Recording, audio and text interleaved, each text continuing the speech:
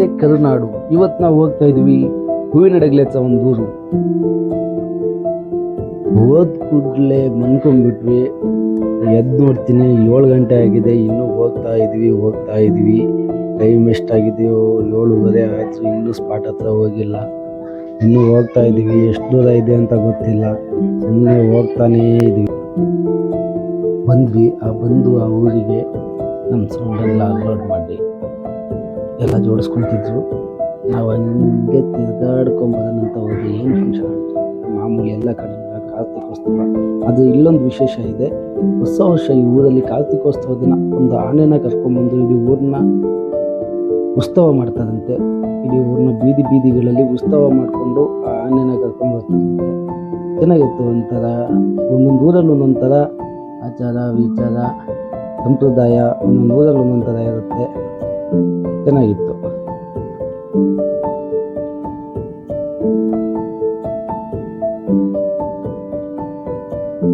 ನಾವು ಸ್ಟಾರ್ಟ್ ಆಗುತ್ತೆ ಅಂದ್ಕೊಂಡ್ರೆ ನೋಡೋದು ಸ್ಟೇಜ್ ಫಸ್ಟ್ನ ಸ್ಟಾರ್ಟ್ ಆಯಿತು. ಮುಗಿದ್ದು 11 ಗಂಟೆ ಅನ್ನೋದು 11 ಗಂಟೆ ಸ್ಟಾರ್ಟ್ ಮಾಡ್ತೀವಿ ಅಂದರು. ಇನ್ನೊಂದು ಸಡಿಯಾಗಿ ನಿಂತಿದ್ವಿ. 12 ಗಂಟೆ ಸ್ಟಾರ್ಟ್ ಆಯಿತು. ಮುಗ್ದಾಗ 3 ಗಂಟೆ ಆಯಿತು. 3 ಗಂಟೆ ರಾತ್ರಿ ಫುಲ್ ಇದ್ದೆ. ಆ ಕಡೆ ಮನ್ಕೊಳ್ಳೋಕ್ಕೂ ಆಗಲ್ಲ, ಈ ಕಡೆ ಎದ್ದೊಳಕ್ಕೂ ಆಗಲ್ಲ. ಆ ರೀತಿ ಜೀವನ. ಇನ್ನೇನು ಹೋಗ್ತು ಅಂತ ನಾವು ಟೀಗೆ ಇಜ್ಜೆ ಕುಡ್ಕೊಂಡ್ಬರೋಣ ಅಂತ ಹೋಗ್ತಾ ಇದ್ವಿ. ಆಮೇಲೆ ಅಷ್ಟು ಊಟಕ್ಕೆ ಕರೆದ್ರು. ಊಟ ಮಾಮೂಲಿ 3 ಗಂಟೆ ನೈಟು ಅನ್ನ ಸಮಯ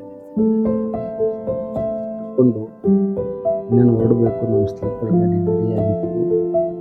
ಬಂದ್ವಿ, ಸ್ಲೀಪರ್ ಗಾಡಿ ಹತ್ಕೊಂಡು ಹೊರಟ್ವಿ. ಆದಮೇಲೆ ಬಂದಿದ್ದು ನಾವು ತರೀಕೆರೆಗೆ. ಎಷ್ಟು ಗಂಟೆಗೆ ಗೊತ್ತಾ? ಬೆಳಿಗ್ಗೆ 7 ಗಂಟೆ ಆಗಿತ್ತು ತರೀಕೆರೆ ಬಂದಾಗ. ತರೀಕೆರೆಗೆ 7 ಗಂಟೆಗೆ ಬಂದು ತರೀಕೆರೆಯಿಂದ ಇವಾಗ ಕಡೂರಿಗೆ ಹೋಗ್ಬೇಕು. ಕಡೂರು ಬಸ್ಸು ಸಿಕ್ತು. ಬಂದ್ವಿ ಕಡೂರಿಗೆ. ಕಡೂರಿಗೆ ಬಂದಾಗ ಟೈಮು 9 ಗಂಟೆ ಆಗಿತ್ತು. ಬೈಕ್ ಕೀ ಬೇರೆ ಇಲ್ಲ. ಕೀ ತಗೊಂಡು ಇವಾಗ ಡೂಪ್ಲಿಕೇಟ್ ಕೀ ಮಾಡಿಸ್ಬೇಕು ಅಂತ ಹೋಗ್ತಾ ಇದ್ದೀನಿ. ಬೈಕ್ ಹತ್ರ ಬೈಕು ಕಳ್ಕೊಂಡು ಹೋಗ್ತಾ ಇದ್ದೀನಿ. ಬೈಕ್ ಕಳ್ಕೊಂಡು ಕೀ ಡೂಪ್ಲಿಕೇಟ್ ಕೀ ಮಾಡಿಸ್ಕೊಂಡು ಮನೆಗೆ ಹೋಗ್ತೀನಿ. ಬಾಯ್, ಗುಡ್ ನೈಟ್. ನೆಕ್ಸ್ಟ್ ವೀಡಿಯೋದಲ್ಲಿ ಸಿಗೋಣ ಅಂತ ಹೇಳ್ತಾ ನಮ್ಮ ವೀಡಿಯೋನ ಎಲ್ಲ ಸಬ್ಸ್ಕ್ರೈಬ್ ಮಾಡಿ ಹಾಗೂ ಲೈಕ್ ಮಾಡಿ ಅಂತ ಹೇಳ್ತಾ ಬಾಯ್.